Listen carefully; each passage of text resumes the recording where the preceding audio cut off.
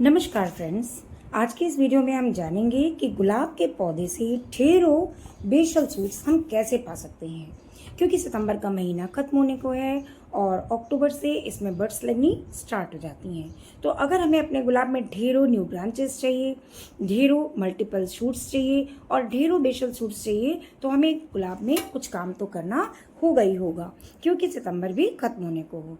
गुलाब के पौधे पर नए बेशल सूट्स लेने के लिए हमें इसी सितंबर में ये काम ज़रूर कर लेने होंगे, तभी पूरी सर्दियों में हम अच्छी फ्लावरिंग अपने गुलाब से पा सकते हैं।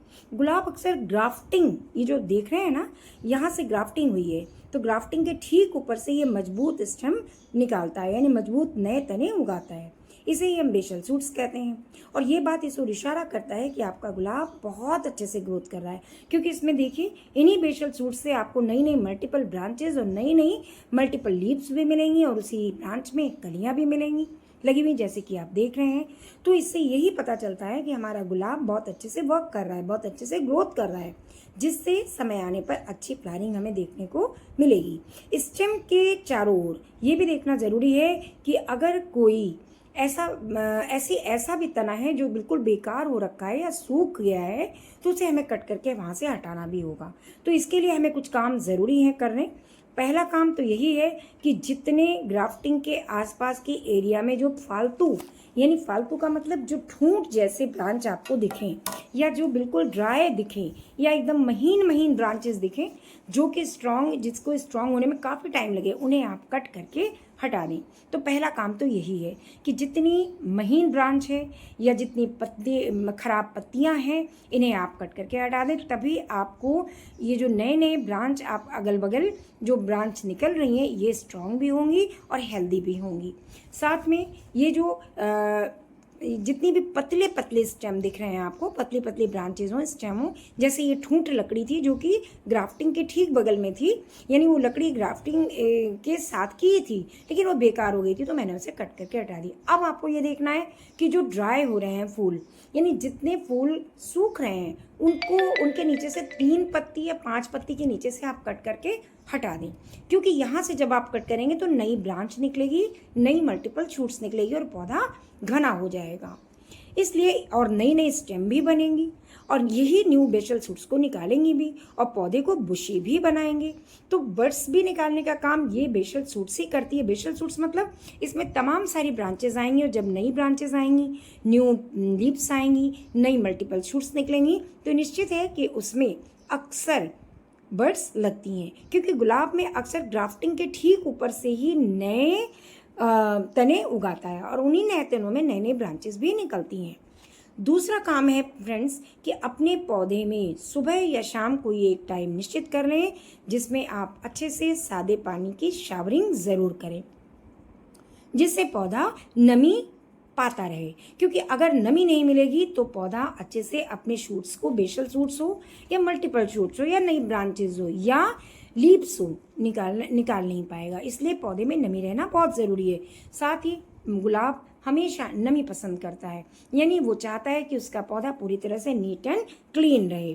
तो इस बात का ध्यान देना बहुत ज़रूरी है। इसलिए आप इसे सुबह या शाम किसी एक समय अच्छे से सादे पानी की शावरिंग ज़रूर करें, जिससे पत्तियां भी चमकदार बनेंगी और पौधा भी हेल्दी दिखेगा। अब आती है बात कि ये तो हो गई शावरिंग की बात। दूसरा काम जिसे हमें करना बहुत ज़रूरी है, लेकिन इसके अलावा तीसरा काम और भी है, वो ये कि आप हमेशा अपने गुलाब के पौधे की मिट्टी को, यानी गमले की मिट्टी को हमेशा चेक करें, क्योंकि पौधा तभी अच्छे से ग्रोथ करेगा जब उसकी सॉयल एसिडिक होगी। और एसिडिक बनाने के लिए यानी हमें इन 2 चीज़ों का यूज़ करना पड़ेगा। इस एक चीज़ का जो मैंने 2 टुकड़ों में ले रखी है, ये है फिटकिरी यानी एलम। इसकी 1-1 इंच का 2 टुकड़ा मैंने इसलिए लिया हुआ है कि एक टुकड़ा मैं एक 10 इंच के पॉट की मिट्टी में लगा दूंगी और दूसरा जो मेरा ग्रो बैग में है इसको भी, क्योंकि ये दोनों पौधे एक साथ ही मैंने खरीदे थे, तो इसमें भी मुझे इस मिट्टी में भी लगाना पड़ेगा। इसमें दबा दीजिए जिससे गुलाब को एसिडिक सॉइल मिलती रहे। और सॉइल का जो पीएच है ना फ्रेंड्स, वो 5 से 8 के बीच में रहना ज़रूरी है और इसी पीएच को पाने के लिए हमें इस फिटकरी का यूज़ करना ही होगा। बस हमने छोटा सा टुकड़ा लिया है और हर महीने नहीं डालना है।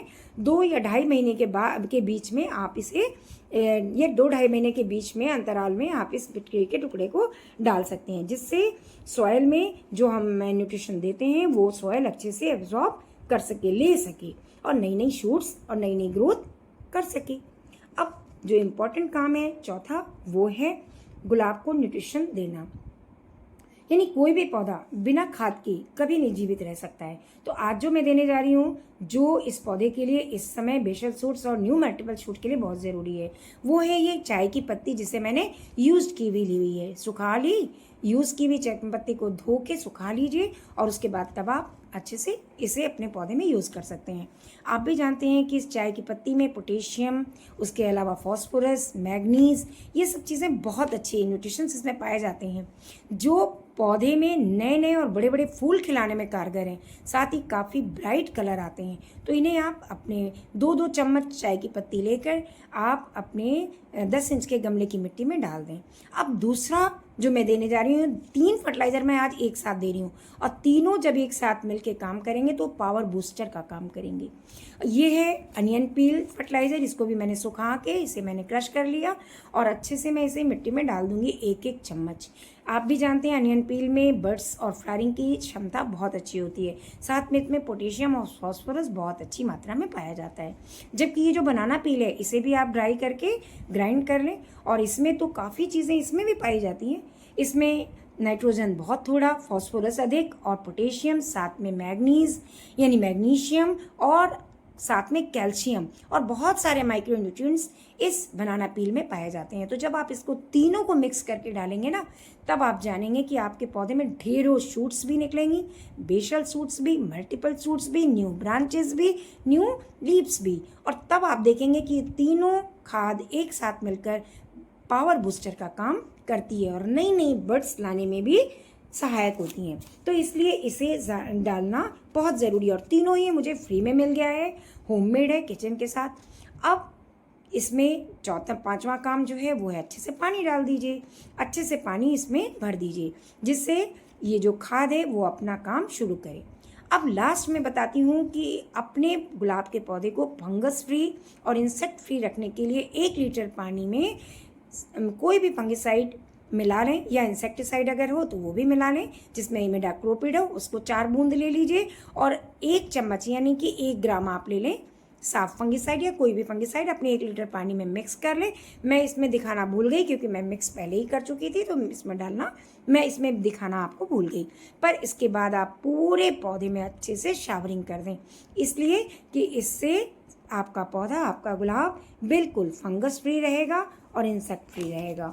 तो ऐसा करना बहुत ज़रूरी है अगर आप चाहते हैं कि गुलाब हमें सीजन आने पर ढेरों पाए। तो बस फ्रेंड्स, चलिए फ्रेंड्स, आज की इस वीडियो में इतना ही काम आप कर लें तो आप देखेंगे कि आपका पौधा, आपका गुलाब न्यू शूट्स निकाल कर बहुत बुशी हो जाएगा और ढेरों फ्लावरिंग भी करेगा।